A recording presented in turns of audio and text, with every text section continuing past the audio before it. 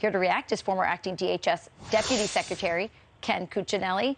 Ken, welcome this morning. So this is what I think is happening is the Bidens want to upgrade the beach house and have this done by taxpayers, right? But even I'm surprised that they are, don't see this even from a political point of view as a bad move, as he's saying we can't secure the border with walls.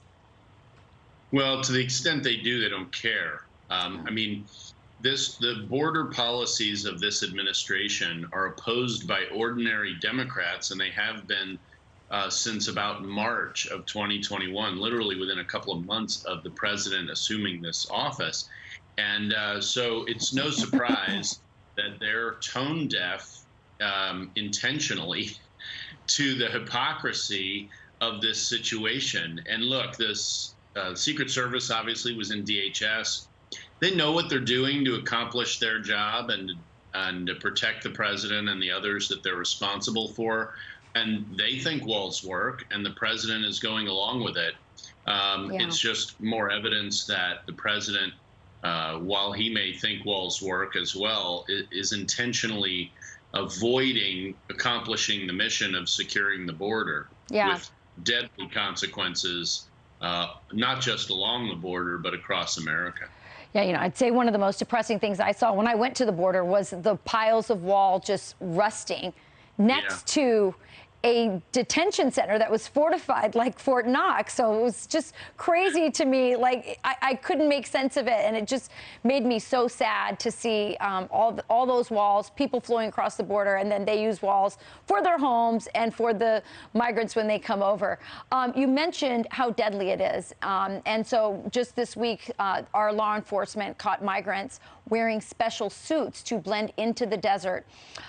This, as the DEA commissioner warns that Mexican cartels are killing Americans with fentanyl at catastrophic and record rates. Ken, this weekend is going to be fentanyl overdose awareness day, I think tomorrow, indeed. So what are your thoughts on that?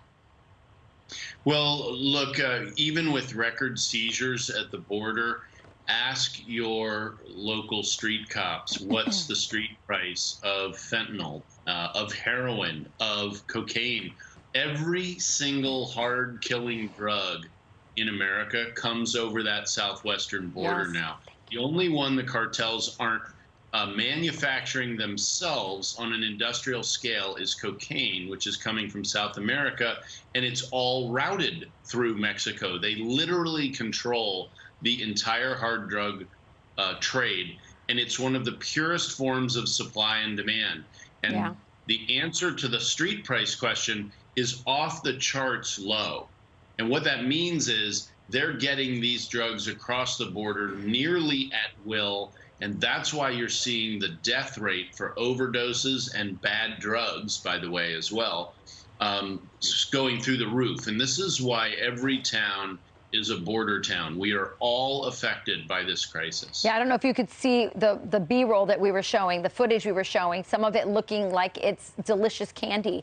It's really dangerous stuff. Not to mention, Ken, as you well know, we are destabilizing Mexico, and we're starting to see signs of the power of the cartel and how it is impacting the other side of the border.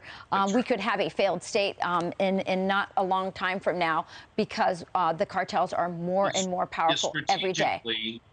Yeah, strategically, if you think of the history of Mexico, they have never had full control of their entire country. They're very proud people with very good reason, but they've never had full control of their country, and the cartels are running a good portion of it to the detriment of the United States of America. They're running our border, and now they're going to be running Mexico without impunity.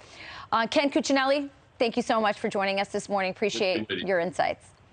I'm Steve Doocy. I'm Brian Kilmeade. And I'm Ainsley Earhart. And click here to subscribe to the Fox News YouTube page to catch our hottest interviews and most compelling analysis.